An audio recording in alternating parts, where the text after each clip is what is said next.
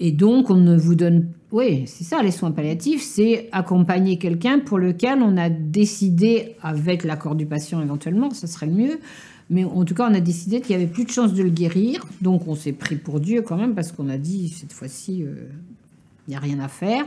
Bon, en général, on ne se trompe pas trop, mais enfin, on peut se tromper quand même.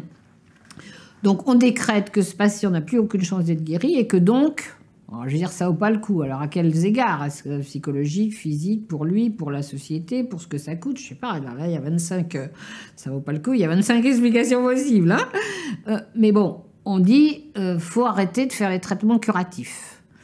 Donc, vous passez aux soins palliatifs. Donc, en gros, on va vous soigner plus que la douleur. Voilà, on va vous chanter des chansons, on va vous mettre dans des bonnes conditions d'ambiance sympa, on va vous abrutir un peu parce que ça sera quand même plus facile à tolérer qu'on vous laisse mourir et que la science fait plus rien pour vous.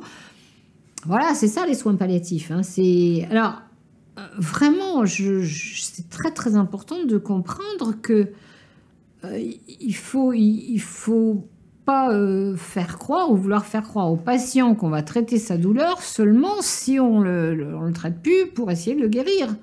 Et ça, c'est quand même, c'est rentré quasiment dans les mœurs, peut-être qu'on a voulu le faire rentrer dans les mœurs, parce que, bon, si on est très cynique, on peut dire qu'une chimiothérapie, c'est 3 000 € et qu'une ampoule de morphine, c'est 3 €. Ouais, d'accord. Donc...